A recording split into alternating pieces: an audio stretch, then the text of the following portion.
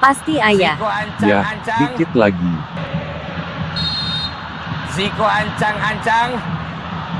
Jepret! Ya, gol. Deh, Dia! akhirnya Indonesia menang. Terima kasih Ziko. Oh iya, Vira. Berhasil menyamakan kedudukan Gimana kalau dari kita rayain Sukan kemenangan Diego ini dengan Armando makan di restoran? Ziko. Wah, ide yang bagus tuh, ayah. Berhasil menyamakan kedudukan Nah, sekarang dari kamu Sukan siap-siap Diego terus itu kita ke Armando restoran. Ziko. Siap, bos. Mereka berdua pun meninggalkan acara pertandingan tersebut, dan bersiap-siap menuju restoran. Oke ayah, saatnya kita berangkat. Masya Allah, cantiknya putri sulung ayah ini. Hehehe, iya ayah, lebih baik kita berangkat ayah, keburu restorannya tutup. Siap tuang putri, hehehe. Beberapa jam kemudian. Ayah, kita duduknya di mana? Nah, gimana kalau kita duduknya di meja tengah yang di sana aja? Baiklah ayah. Oh iya Vira, sekarang kan kamu sudah kelas 10. Iya ayah. Sebagai guru geografi, sudah kewajiban ayah mengetes pengetahuan kamu mengenai pelajaran geografi. Baik ayah, Vira siap. Oke, ayah mau tanya ke kamu. Coba kamu kemukakan, apa yang kamu ketahui mengenai ilmu geografi, terutama pada aspek geografi. Ilmu geografi adalah ilmu yang mempelajari mengenai persamaan dan perbedaan fenomena geosfer, dengan sudut pandang kewilayahan dan lingkungan, dalam konteks keruangan. Secara garis besar, aspek geografi terbagi menjadi dua aspek, yakni aspek fisik dan aspek sosial. Aspek fisik adalah aspek yang mengkaji semua fenomena yang terdapat di geosfer, dan tentunya dapat mempengaruhi keberlangsungan hidup manusia.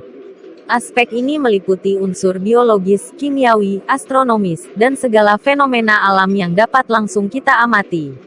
Adapun macam-macam aspek fisik yang dapat kita kaji dan amati. Yang pertama yakni aspek topologi.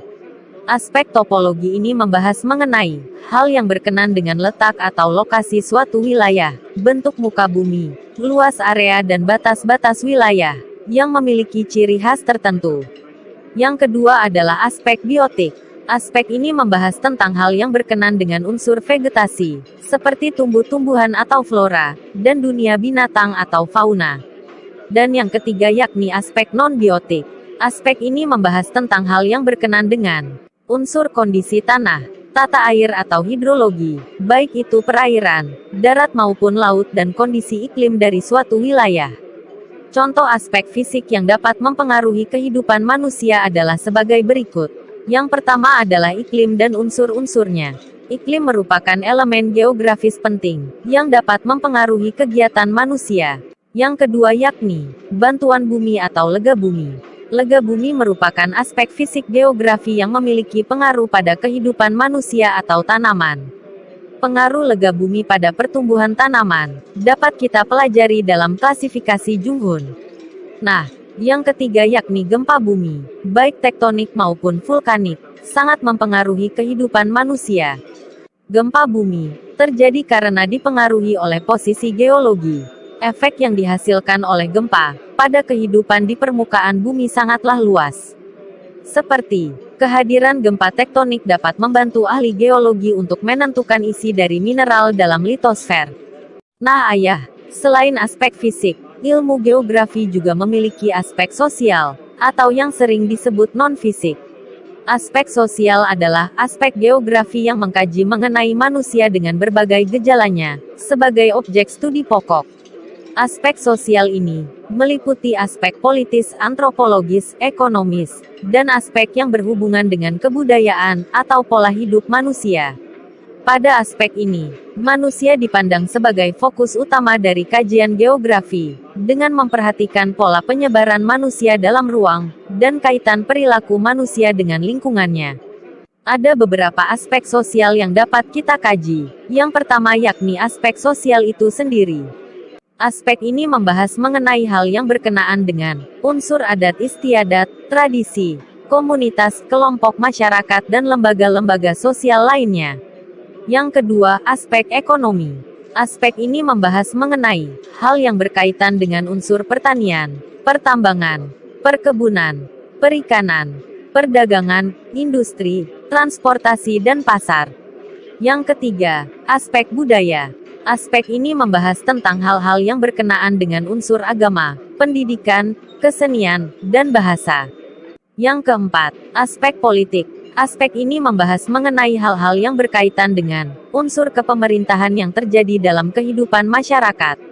Oke ayah, adapun aspek sosial geografi yang dapat mempengaruhi kehidupan manusia. Yang pertama, populasi penduduk. Salah satu aspek sosial yang mempengaruhi kehidupan manusia adalah jumlah penduduk.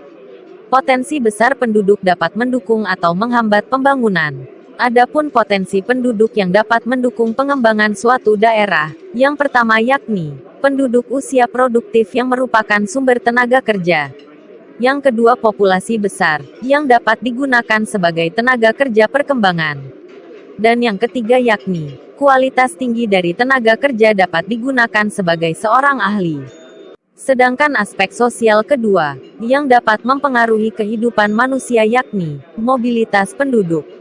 Adapun aspek sosial geografi yang sesuai dengan mobilisasi penduduk adalah urbanisasi. Contohnya, fenomena yang bisa kita lihat di daerah perkotaan sebagai dampak dari urbanisasi adalah penyebaran dan tingkat kriminalitas kumuh yang tinggi. Sementara itu, fenomena yang muncul di daerah pedesaan adalah menurunnya produktivitas pertanian, sebagai dampak dari mudahnya kehilangan pekerjaan. Nah ayah, itulah tadi beberapa aspek geografi yang sangat berpengaruh terhadap kehidupan manusia. Wah, anak ayah udah pintar. Anak muda boleh pandai berretorika, tapi juga harus sadar untuk mewujudkan kemakmuran dan kesejahteraan rakyat, yang sudah menjadi cita-cita bangsa. Muhammad Hatta